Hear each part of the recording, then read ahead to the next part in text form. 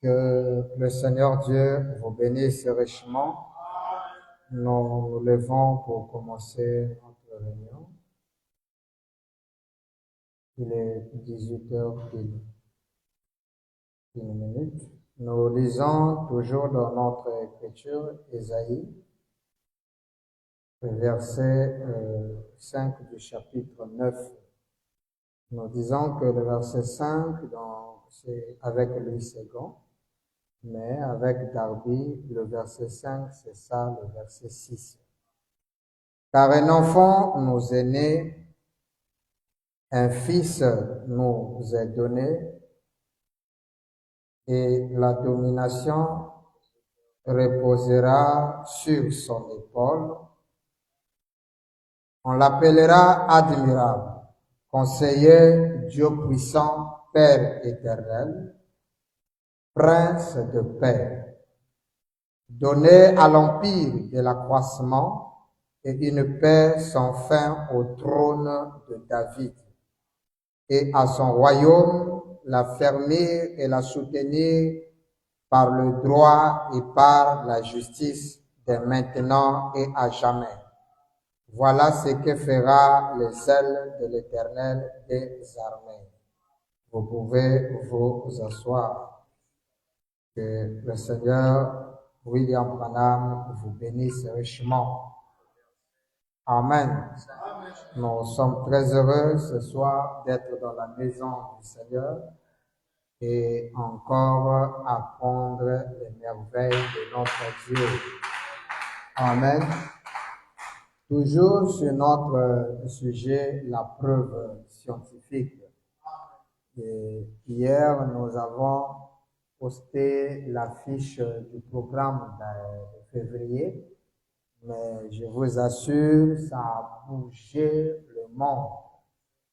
Ça a bougé le monde au point que les gens veulent traverser le fleuve et venir être ensemble avec nous pour écouter cet enseignement sur le mariage d'un prédicateur et la vérité sur le concubinage.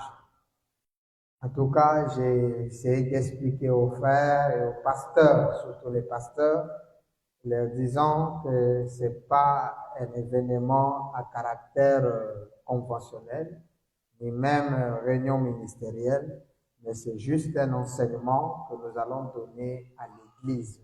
C'est local. Mais notre pasteur ont dit, même si c'est local, nous on viendra. Donc, en février, on risque d'avoir des invités qui vont venir imprévus. Vous ne pouvez pas chasser les gens qui viennent chez vous. Même si vous n'avez pas les conditions adéquates, ils vont se débrouiller avec les moyens du bord, comme on dit, les moyens de bord. Donc, nous sommes disposés et prêts à recevoir celui qui viendra écouter, apprendre et comprendre. Mais nous diffuserons cela avec les appareils adéquats et nous mettrons cela sur les plateformes convenables afin que ça serve de repère à tous ceux qui voudront bien comprendre pourquoi nous arrivons à croire ce que nous croyons. Donc le programme se fixera comme suit. Le 19, nous parlerons sur le mariage d'un prédicateur dans l'ordre de la polygamie, c'est-à-dire nous parlerons, est-ce qu'un pasteur, un prédicateur, un ministre, un sacrificateur peut-il épouser une seconde épouse? Parce que certains frères disent que les ministres ne peuvent pas avoir de femmes, seulement des frères. Il y a une écriture qu'ils ont compris comme ça, mais que nous allons essayer de situer les éléments qu'il faut. Et nous parlerons donc le deuxième jour sur le concubinage dans la polygamie. C'est quoi le concubinage et quel rôle elle joue dans la parole? Est-ce que aujourd'hui c'est valable? Nous allons le voir donc le 20. Et le 21, nous parlerons sur la bande mariage et divorce. Voilà comment ça sera programmé.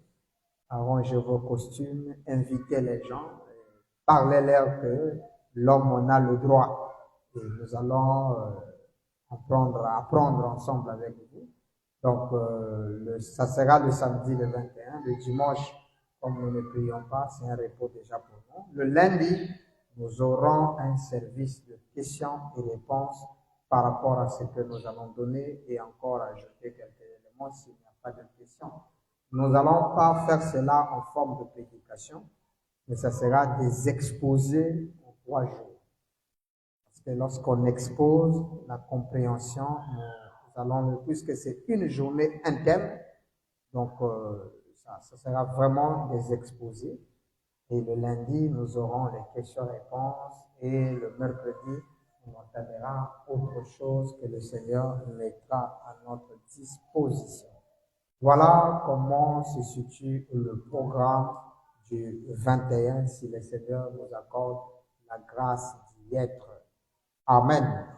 Bien, nous revenons sur notre sujet.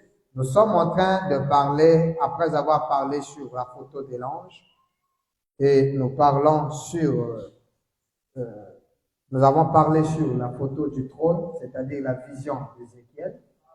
Donc, après avoir parlé de cette photo, nous avons parlé de cette photo-ci. Je crois que le public connaît cette photo, la vision d'Ézéchiel, ce qu'il avait vu sur le fleuve de Kébar. Et nous sommes en train de développer cette fois-ci la photo de la colonne de feu sur le pôle droite de William Marion Branham. Cette photo, beaucoup en ont dans leur maison, mais ne comprennent pas pourquoi. Mais nous allons donner le sens de cela. Et je crois que depuis que nous avons commencé aujourd'hui, c'est le 5e jour, si je ne me trompe pas, de notre enseignement sur cette photo. Alors, nous avons dit que dans la Bible, il y a un passage qui a attiré notre attention. C'est vrai qu'il y en a plusieurs, mais nous allons les découvrir. Mais il y a un passage qui a attiré notre attention. C'est Ésaïe 9.5 qu'on vient de lire.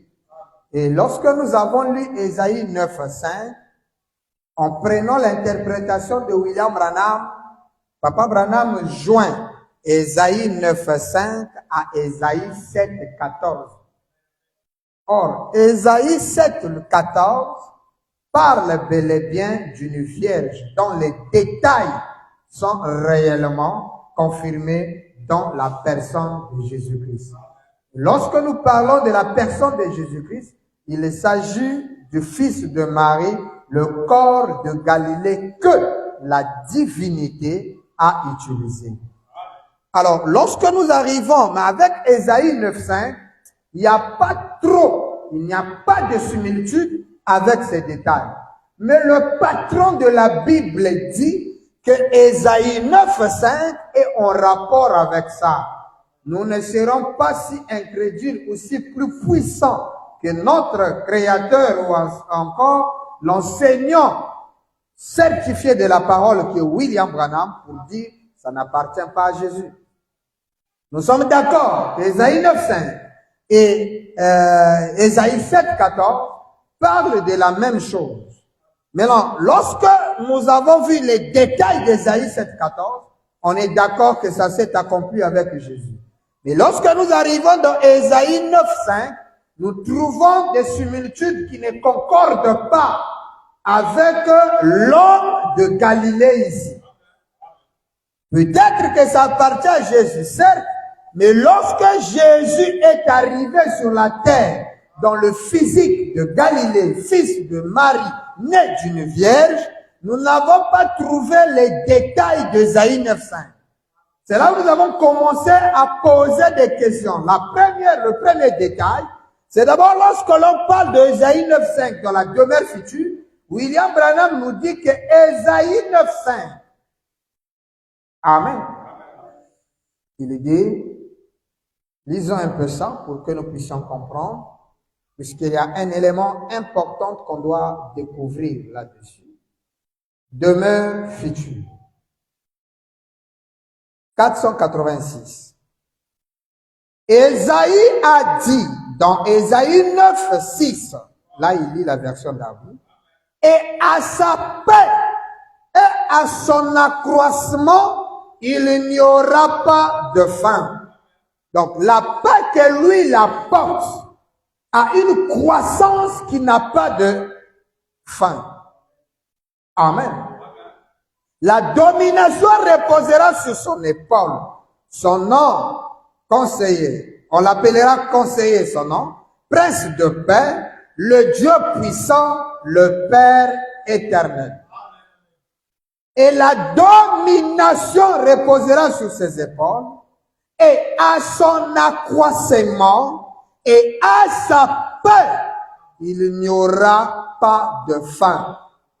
Alors là, nous avons dit d'abord, c'est un élément très important concernant la paix.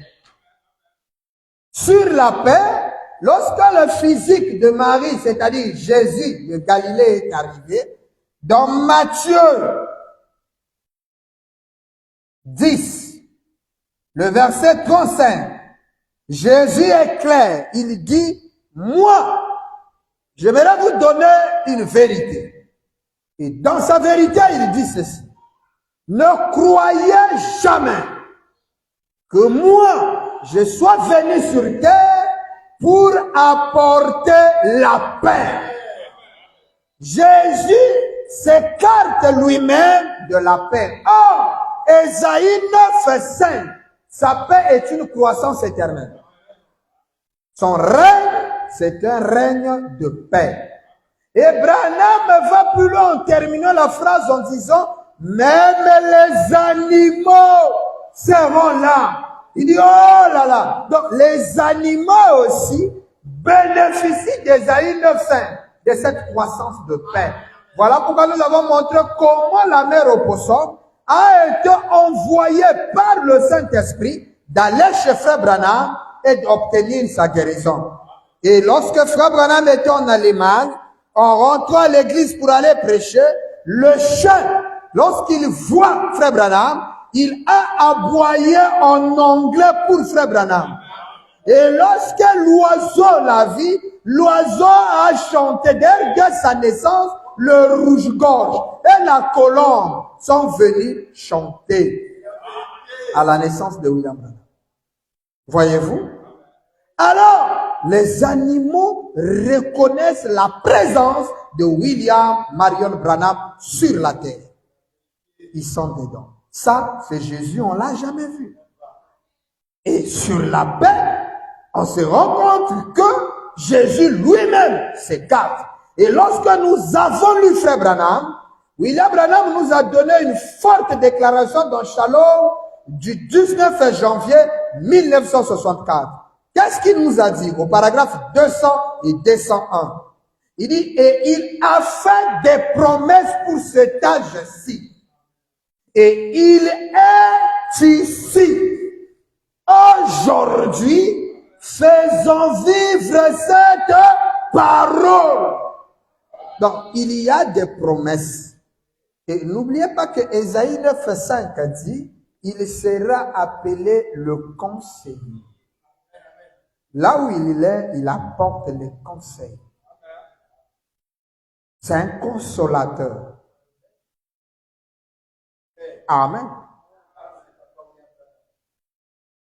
Là où il est, vous avez la paix. Mais Jésus, lorsqu'il est venu, il s'est écarté de la paix. Même lorsque la belle-mère, comment on appelle, c'est Pierre qui avait perdu, je crois, sa belle-mère, où il a dit, laissez les morts enterrer leurs morts. Le consolateur qui vient, c'est le compatissant. Et c'est lui, Ésaïe 9,5. Alors, lorsque Jésus arrive, lui, et s'écartant de ça, nous nous sommes posé donc la question, mais qui, quand est-ce que Jésus va accomplir Ésaïe 9,5? Il a accompli Ésaïe 7,14. Mais Ésaïe 9,5 s'accomplit Quand? Parce qu'on ne l'a jamais vu avec la domination sur son épaule pour qu'il soit identifié comme étant cet enfant qui nous est né. Ce fils qui nous a été donné. Mais Branham dit, il a fait des promesses pour aujourd'hui. Et qu'est-ce qu'il ajoute? Il dit, il est ici. Amen. Qui? Lui, pour accomplir sa propre parole. 201. Et quand chaque promesse sera engloutie, sera accomplie, excusez, la mort sera engloutie dans la victoire. Point virgule. Jésus viendra. Jésus doit revenir. Mais pourquoi quelqu'un doit-il revenir? Il revient parce que à la première fois, tout n'était pas accompli. Donnez-moi un amen. Parce que si tout était accompli à la première venue, qu'est-ce qu'il vient faire encore à la seconde venue? Pourquoi il revient encore si la mission a pris fin? Mais pourtant à la croix, il a crié, Père, tout est accompli. Qu'est-ce qui était réellement accompli? C'est l'œuvre qu'il a été envoyé d'accomplir sur terre. Ça, il l'a fait. C'est-à-dire, le physique de Marie, c'est lui qu'on appelle Jésus. Jésus de Galilée avait terminé sa course. Mais il devait revenir encore. Maintenant, s'il revient encore, il viendra accomplir quelle promesse si tout était accompli? Voilà pourquoi Frère Branham vient de nous dire, il y a des promesses qui doivent être accomplies aujourd'hui. Il dit, lorsque ces promesses seront accomplies, alors lui, il viendra. Et lorsqu'il vient, il dit, et la dernière confirmée, alors il y aura une paix éternelle sur la terre. Et un shalom éternel. Un shalom éternel. Une paix reposera sur cette terre. Déclaration de William Branham. Donc Jésus, à sa première venue, c'est vrai, il n'a pas apporté la paix. Ok? Ésaïe 9,5 concerne bel et bien Jésus, mais pas pendant son pèlerinage terrestre, ou encore ça ne s'accomplit pas à sa première venue. Ou encore, le corps de Galilée, Jésus de Galilée, n'a pas accompli Ésaïe 9,5. Mais Jésus doit revenir pour ne plus être Jésus de Galilée, mais Jésus au Kentucky avec un nom nouveau. En ce moment-là, il accomplira, alléluia, Ésaïe 9,5. Donc, Ésaïe 9,5 appartient à Jésus, mais pas dans sa première venue. Pourquoi? Parce que dans sa première venue, il n'est pas venu apporter la paix. Est-ce que quelqu'un me fait comprendre? Voilà pourquoi on a besoin de la seconde venue. Or, la seconde venue, ce n'est plus le physique de Galilée. Non, la seconde venue, c'est William.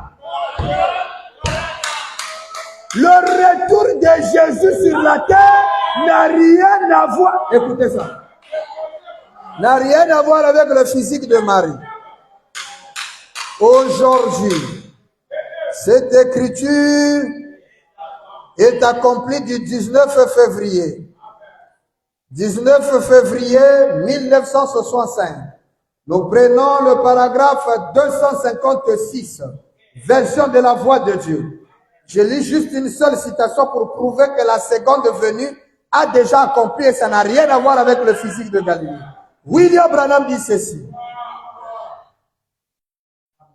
J'ai lu l'écriture avec une douzaine ou plus de preuves que nous vivons au dernier jour. Virgule. La génération, une génération compte combien de temps? 40 ans.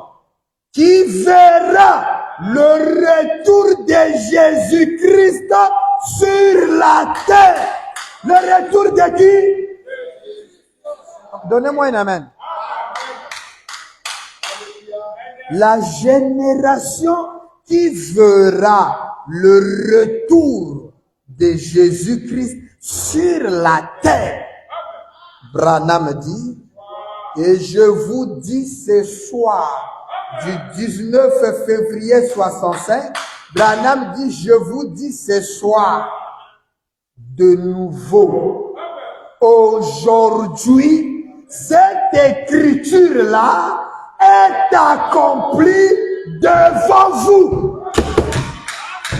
Le retour de Jésus-Christ sur la terre est accompli devant la personne que vous voyez en face de vous, le 19 février 65. Alléluia. À Jeffersonville, Frère Branham dit au public, le Jésus qui doit venir sur la terre pour la seconde fois, il est en face de vous. C'est ça que ça veut dire. Hein?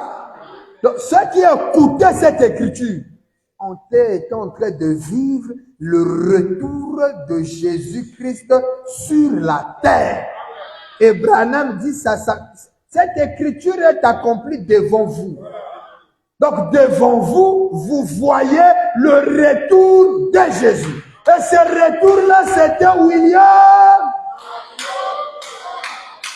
Et il dit ceci, 257. Vous qui êtes à Tucson, vous qui êtes en Californie, permettez qu'on ajoute, au Congo-Brazzaville, en RDC, au Cameroun, au Gabon, dans l'Afrique entière, l'Europe conditionnée, l'Europe y compris, les États-Unis, le continent américain en soi, l'Asie, tous les continents de la terre. Branham dit, vous qui êtes à New York, ceux qui nous sont reliés par téléphone, aujourd'hui, cette écriture est accomplie devant vous. Réjouissez-vous, soyez dans l'allégresse, car les noces de l'agneau sont proches et son épouse à lui s'est préparée. Levez les mains et donnez-lui gloire. Vous êtes tous le peuple. Que Dieu vous bénisse. Frère Branham bénit tous ceux qui ont vu le retour de Jésus-Christ sur la terre. William Marion Branham est le retour de Jésus-Christ sur la terre avec une autre forme et un autre. Donc, ça veut dire que c'est pas Jésus ici à l'est qui accomplit cette écriture, mais c'est Jésus à l'ouest. Hein? Quelqu'un comprend ça? Non, pasteur, lorsque Branham disait devant vous, il ne s'agissait pas du corps, mais c'était l'esprit. Écoutez, frère Branham. Allons-y dans la brochure clé même, la seconde venue. C'est pourquoi j'ai toujours conseillé aux prédicateurs, lorsque vous voulez prendre un thème que frère Branham a prêché, lisez la bande là même pour avoir la clarté. On parle du mariage, toi tu vas toucher questions-réponses. Le mariage a une bande. Ça s'intitule mariage et divorce. C'est là dedans. Branham dit, la seconde venue, prêché le 17 avril 1957. Je prends le paragraphe 18 et 19. Écoutez attentivement. Maintenant, ceci peut sembler être une écriture étrange en rapport avec la seconde venue de Christ. Quelle écriture? Il a pris l'écriture de la drachme. La femme qui avait perdu une drachme parce qu'il y avait à l'époque les alliances. C'est même, nous allons voir ça peut-être avec le mariage et le divorce. Dans l'Ancien Testament, dans la Bible, vous ne trouverez pas les hommes porter des alliances. Ça n'existe pas dans la Bible. C'est la femme mariée qui portait une couronne avec 9 drachmes.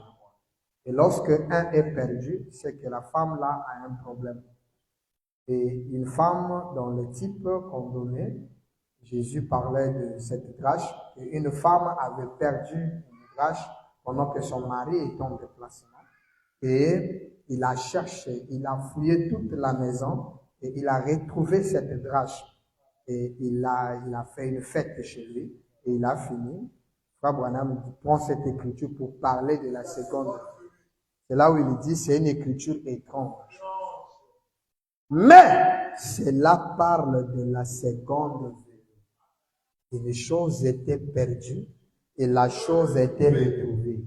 C'est tout un message de la rédemption. Depuis que Adam avait perdu la drachme, c'est à la seconde venue que l'on retrouve la drachme. Quand vous la lisez, c'est une histoire. Mais Branham dit que ça parle de la seconde venue.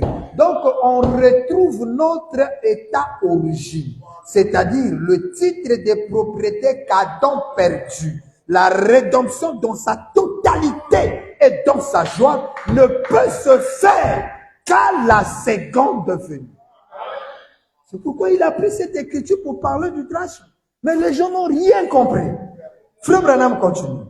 Il dit, ce grand sujet que nous avons ici, donc la seconde venue, devant nous maintenant, est l'un des sujets les plus vitaux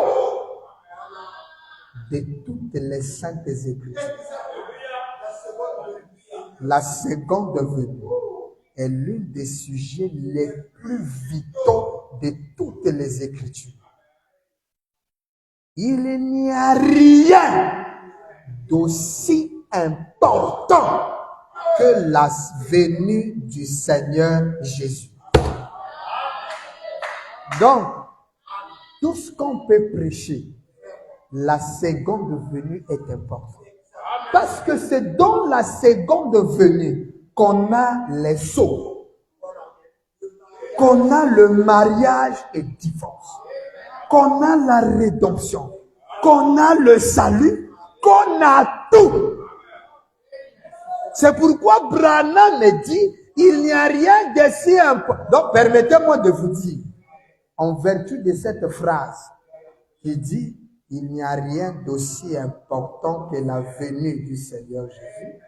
Permettez-moi de dire, en vertu de cette écriture, que la première venue de Jésus n'était pas importante.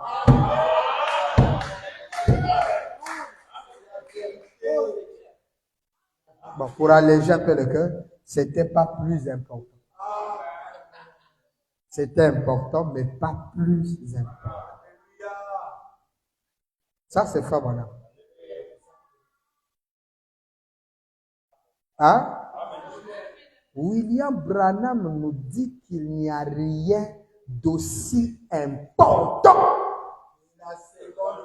que la seconde venue du Seigneur. Amen. Joseph, tu peux filmer? Tu peux? Comme ça, le frère va écrire. De plus important que la seconde venue, ça n'existe pas. Quelqu'un comprend ça? Branham dit. Et, en effet, s'il ne vient pas, donc s'il n'y a pas de seconde venue, nous aurons été de faux témoins. Nos morts qui sont dans la tombe sont perdus. Hein? Et il n'y a, écoutez maintenant ça, aucun espoir pour nous si Jésus ne vient visiblement pour la seconde fois. Donc la seconde venue n'est pas spirituelle. Il doit venir visiblement. Hein? C'est pourquoi Branham dit, aujourd'hui, cette écriture est accomplie devant vous. C'est le visible. Et si quelqu'un écoute ça, on peut acclamer le Seigneur.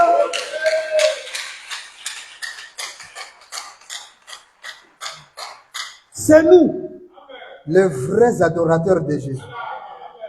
Parce que nous l'adorons avec son nom nouveau, qui est nul autre que son nom originel, avec sa vraie forme. Parce que lorsque cette vision a été faite, vue par Ézéchiel, Branham dit qu'Ézéchiel avait vu Christ, le Fils de l'homme. Il a vu Jésus dans son état originel. Oh, donnez-moi un amen. Amen. Donc, il n'y a aucun espoir si la seconde venue est spirituelle. Vous comprenez? Il n'y a aucun espoir pour nous si Jésus ne vient visiblement pour la seconde fois. Amen. Et dans cette lumière est en rapport avec cette seconde venue. Hein? Cette lumière est en rapport avec cette seconde venue. Voilà pourquoi lorsque Frère Branham naît, 3 minutes après, la lumière est entrée. La seconde venue est là. Amen. Ça c'est clair. Il dit quoi? Écoutez. Cela a été si important que lorsque Jésus abordait pour la première fois cette semaine sacrée dont nous nous approchons maintenant, à l'ombre même de la croix, il parla très peu de sa mort, de son ensevelissement et de sa résurrection. Très peu. Il parla de sa seconde venue, plus qu'il ne parla de sa mort, son ensevelissement et sa résurrection. Alléluia! Qu'il meurt, ressuscite, c'est bon. Mais s'il ne revient pas, Branham dit, ainsi, en considérant cela, ça doit être un sujet très important. 19. Dans l'Ancien Testament, il y a plus d'écritures dans l'Ancien Testament en rapport avec la seconde venue du Seigneur qu'il y en a en rapport avec la première venue de Christ. Voilà pourquoi nous comprenons Ésaïe 9:5 appartient à Jésus, mais pas lors de sa première venue. C'est là où Branham nous dit il y a beaucoup de passages des Écritures dans l'Ancien Testament qui parlent de la seconde venue que de la première. Dans la première venue a moins des Écritures. Donc il y a même des passages qu'on attribue à Jésus, mais qui n'appartiennent pas à la première venue. Ces Écritures concernent la seconde venue. Hein? Mais ça parle toujours de Jésus, mais dans deux fonctions différentes, deux corps différents, deux personnes différentes.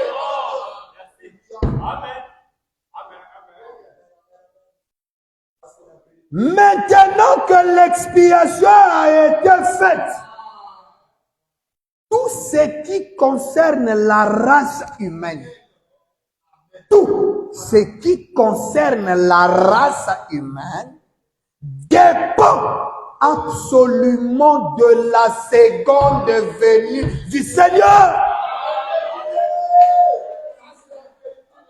Quelqu'un entend ça? Bon, maintenant, si Branham vous dit que la seconde venue est accomplie, c'est étonnant et écœurant qu'il y a des pasteurs jusqu'à aujourd'hui qui attendent Jésus.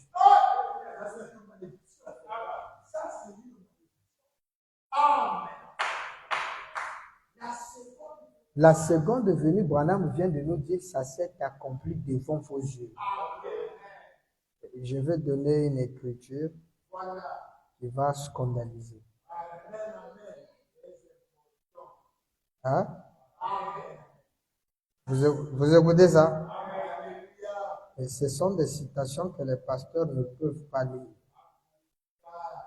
Ils veulent toujours coincer les gens à attendre pour que les dîmes puissent rentrer, garder les gens dans une certaine forme de religion. Hein? Écoutez, Fabana. Dans la brochure intitulée Josué, ces vaillants guerriers. Regardez, là nous sommes même en 1955. 1955, Josué, ces vaillants guerriers. Le 18, il a prêché David et les vaillants guerriers. Le 19, il vient prêcher Josué de ce vaillant guerrier. Prêché le 19 janvier 1955. Je prends directement le paragraphe ici 35. Permettez que je vérifie le paragraphe avec la version Shekinah 35. Ok, voilà. Même chose. Quelqu'un écoute ça? Vous écoutez ça bien? Écoutez Fabana. C'est grave. C'est une citation très grave. Hein? Là, nous sommes en 55, hein, s'il vous plaît. 35. Écoutez. Et la raison pour laquelle ils ont refusé cela. Leur voyage dans ce désert a duré plus longtemps. 40 ans. Parce qu'ils avaient refusé cela. Qu'est-ce qui a empêché toutes ces choses? 3 points, je crois que. Ça, c'est Frère Branham. Nous croyons ce que croit Branham. En 55, il dit, je crois que la venue du Christ, il regarde la salle, 3 points, c'est là étant sur mon cœur, je ferai tout aussi bien de le dire. Vous voyez comment il est en train d'hésiter de dire. Le temps où Christ devait venir est déjà passé.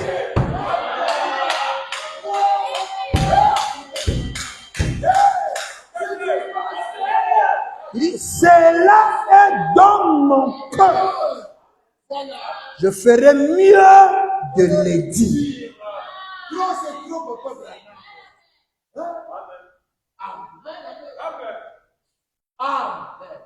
Frère, c'est grave. 2026.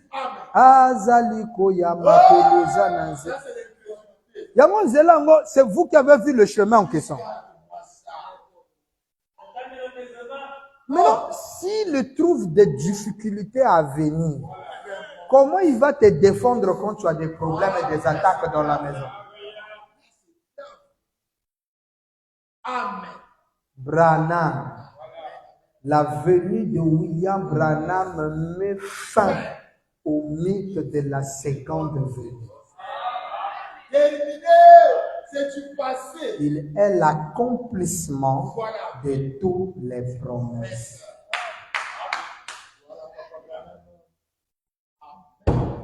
Ça, c'est la base. Le mystère est que les gens n'arrivent pas à comprendre que la première venue de Christ a commencé à Bethléem, à la naissance de Jésus, et elle a pris fin à la résurrection de Jésus. Voilà la fin de la première venue. Toutes ces périodes-là sont la première venue. Exactement. Lorsque Frère Branham arrive, sa présence sur la terre, c'est la première venue. Elle commence depuis sa naissance jusqu'à sa résurrection. Il est ressuscité. Frère Branham n'est pas dans la tombe. Ça, on va développer ça. Les photos sont là. Nous allons développer ça le 13 avril.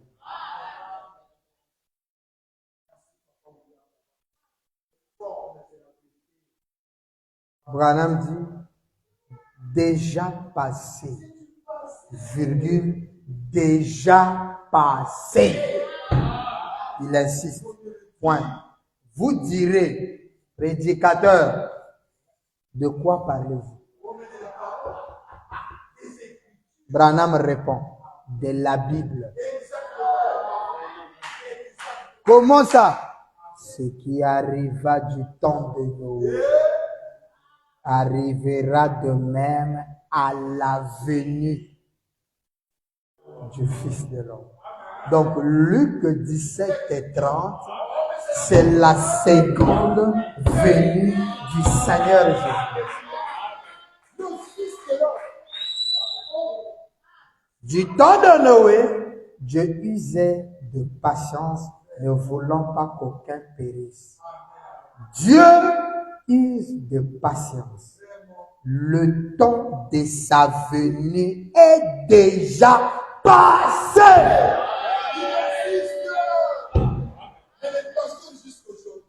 Donc toi, tu continues à prêcher des chimères aux gens que Jésus va venir. Assis à Yakaka. Hein? Maintenant, revenons.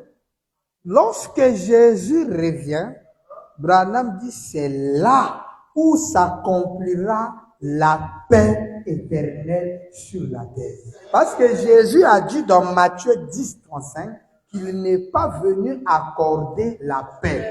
Or, en le disant, automatiquement, Ésaïe 9, 5 s'écarte de Jésus. Parce qu'Ésaïe 9, 5 dit, il est le prince de paix. Mais pourquoi le prince de la paix ne s'accomplit pas avec Jésus de Galilée? Et ça, Jésus en a dit non, je ne suis pas venu pour ça. Et n'oubliez pas que dans un seul verset, c'est là où on vient de lire avec vous, qu'il y a plus de passages qui parlent de la seconde venue qu'il n'y en ait question de la première venue. Regardez même lorsqu'il prend Ésaïe 61 pour lire le premier et le second verset. On lui donna le rouleau du prophète Ésaïe. La Bible dit, Jésus prit le rouleau et le déroula, tomba sur l'écriture du prophète Ésaïe qui disait, l'Esprit du Seigneur est sur moi. Il m'a oint. Les sacrificateurs, quand ils lisaient, ils pensaient que c'est Ésaïe qui parle. Or que c'était le Messie. Pour annoncer une année de grâce aux captifs.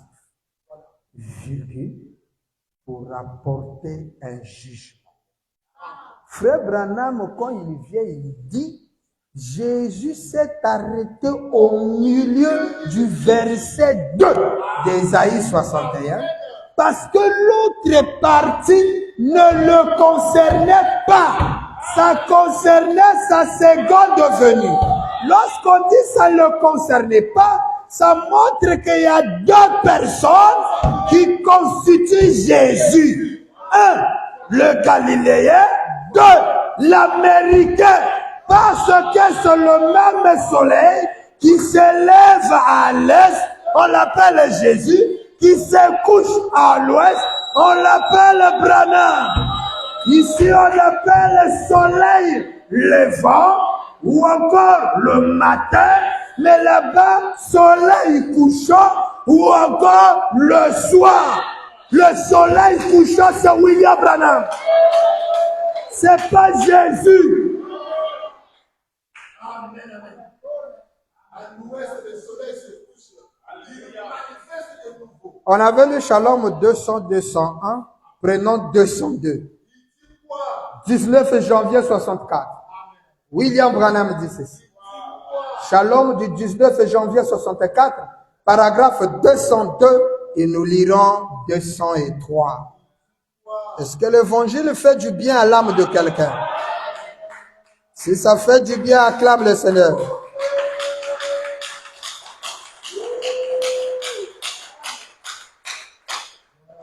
La Bible dit ceci. Vous écoutez ça?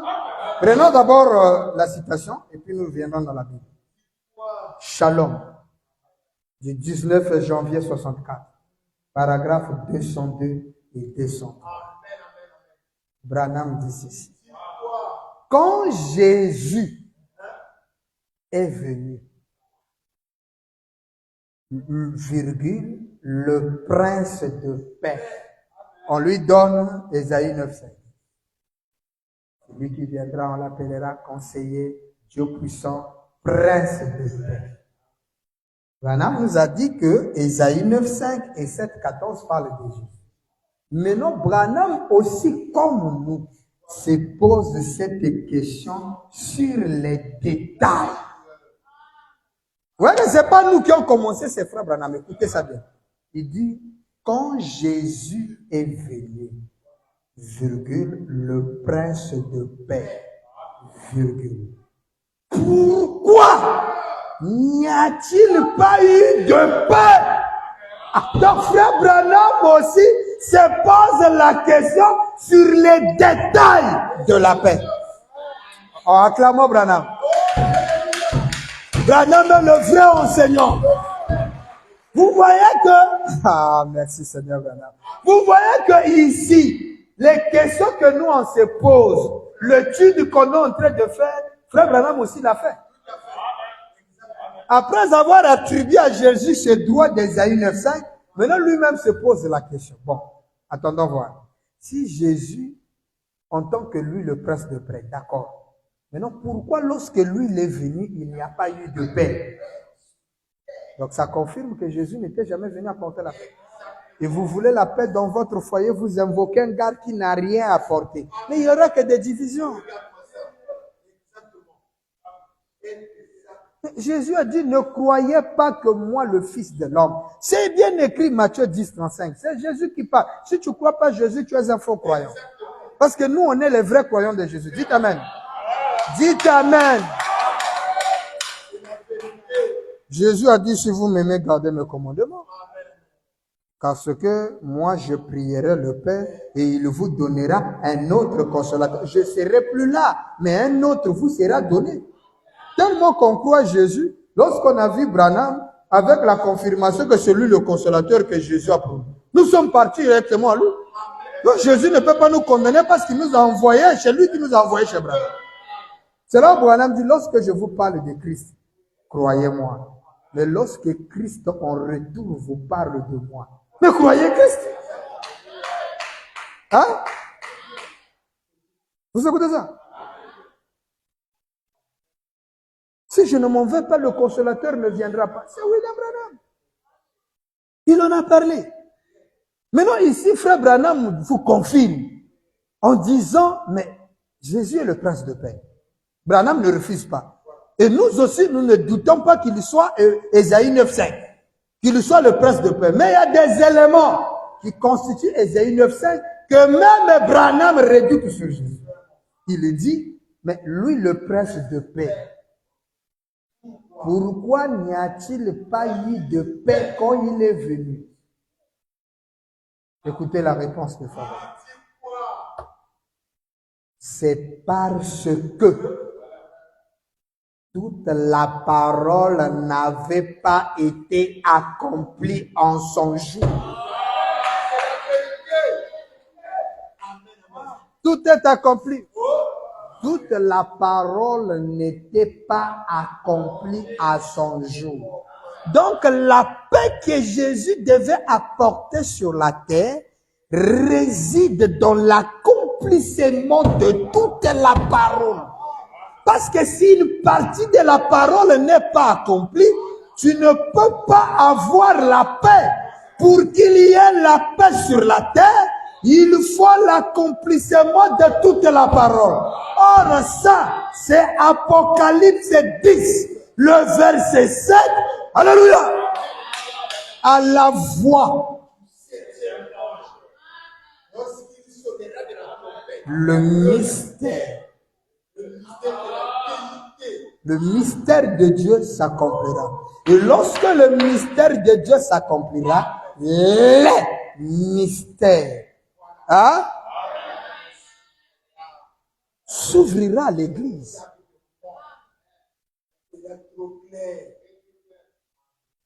Donc, si vous voulez même comprendre Dieu, il faut la voix du 7e ange.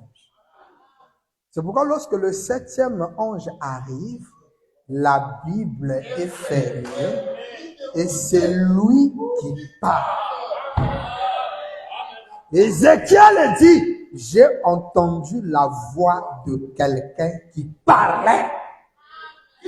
Pas d'un livre ouvert, mais de quelqu'un qui parle. C'est pourquoi la promesse dit du livre, on a besoin de quelqu'un qui doit ouvrir le livre et le regarder. Donc lorsqu'il regarde, il lit. Quand il finit de lire, il doit parler. L'homme qui parle sur ce qui est écrit, c'est Frère Branham. C'est lui qui a le droit d'interpréter le livre. Car c'est lui qui interprète le livre, c'est celui qui a regardé. Parce que la voix disait, personne n'est digne de regarder. Même quand la pamba au famille, c'est réservé à l'agneau. Et l'agneau aujourd'hui a regardé le livre et il a parlé du livre. Et si tu veux comprendre le livre, écoute la voix.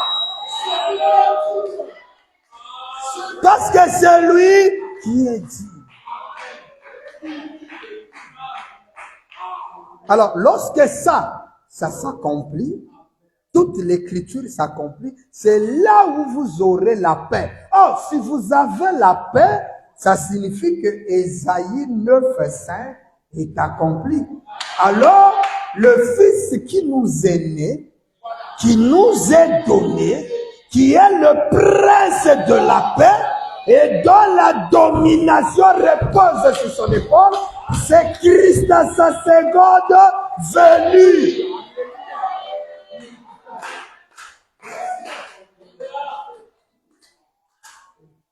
Il dit, il est en train d'accomplir cela aujourd'hui. Aujourd'hui. Mais lorsque toute sa parole promise, ce qui était la pensée de Dieu, comment toi tu peux entrer dans la pensée? Ça me rappelle une citation, permettez que je lise ça. Christ est révélé. Christ est le mystère de Dieu révélé. La pensée de Dieu, Branham, tu es qui? Écoutez ça. Christ est le mystère de Dieu révélé. Papa Branham va donner une forte déclaration. Vraiment, pourquoi les gens ne comprennent pas? Pourquoi? C'est comme disait un pasteur en matière de prédication, William Branham est plus puissant que Jésus. J'ai dit, mais celui qui prêche, c'est celui qui est digne d'adorer. Mais comment en matière de prédication, vous n'allez pas chez Jésus? Lui-même, il vous a dit, allez au commencement. Est-ce qu'il comprenait le commencement? Frère Branham vient clore même ce commencement-là. Nous allons bien découvrir ça le 21. Écoutez ça. Je crois que c'est le même paragraphe 107.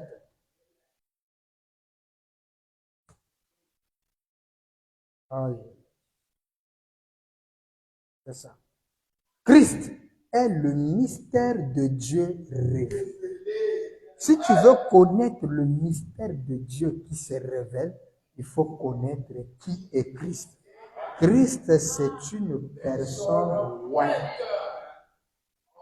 au prêché le 28 juillet 1963, le paragraphe 107, version de Shekinah. Là, Frère Branham va donner une très forte déclaration. Fermez les ceintures. Il dit ceci. Il a montré pour révéler cela dans chaque type qui se trouve dans la Bible. Vous écoutez ça? Qu'est-ce qui est dit, Frère Branham? Permettez qu'on lise 106. Le grand mystère de Dieu sur comment c'était un secret. C'était quoi? Donc ce n'est plus un secret. Écoutez ça bien, frère. Il l'a gardé secret. Qui l'a gardé secret? Dieu.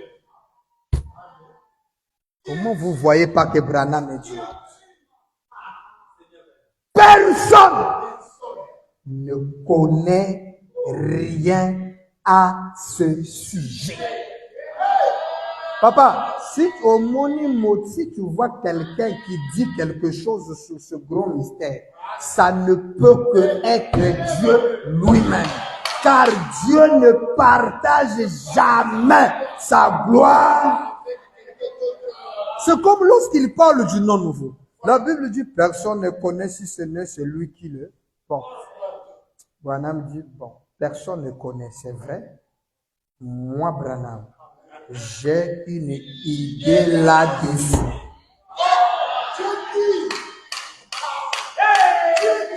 On dit, personne ne connaît, mais lui vous dit, j'ai une idée là-dessus. L'assemblée le crie, allez-y, allez-y. Il dit, oh non, personne ne connaît.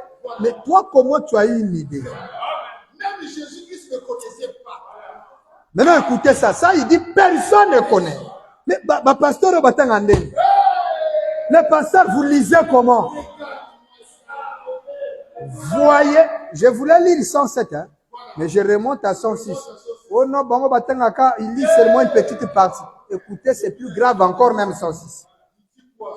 Voyez, il ne l'a pas révélé. C'est pourquoi il y a des gens qui croient que jusqu'aujourd'hui, le 7 tonnerre ou le 7e son n'est pas ouvert. Il ne l'a pas révélé.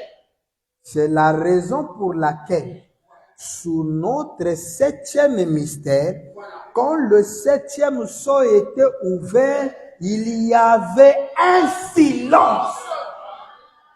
Jésus, quand il était sur terre, on voulait connaître quand il reviendrait.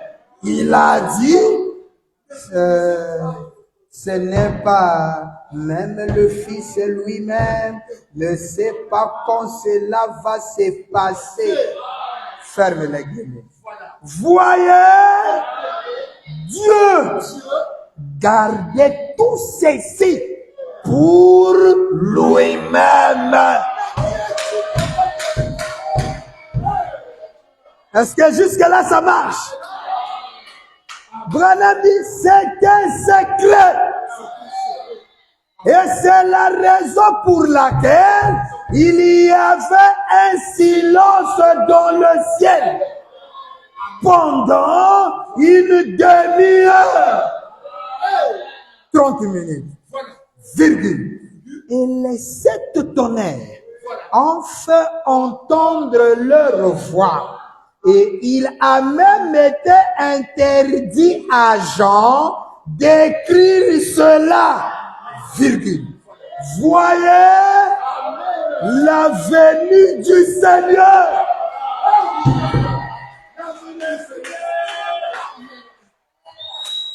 C'est une chose, écoutez ça, qu'il n'a pas encore révélé, virgule, comment il viendra, virgule, et quand il viendra. Maintenant, Branham pose la question.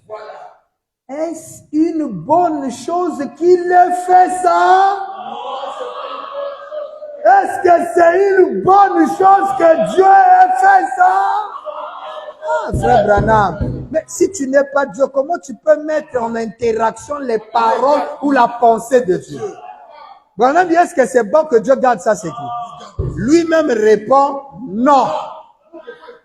Alors que nous, on devait dire oui. Puisque c'est que tout ce que Dieu fait, non, là, c'est pas bon. Vous voyez que tout ce que Dieu fait n'est pas bon. Ah non, ça c'est pas bon. Branham dit non, il n'a pas le droit de garder ça secret.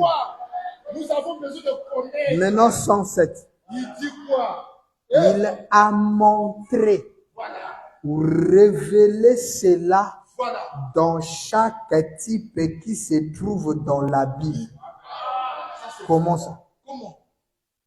Par conséquent, la Bible entière est la révélation du mystère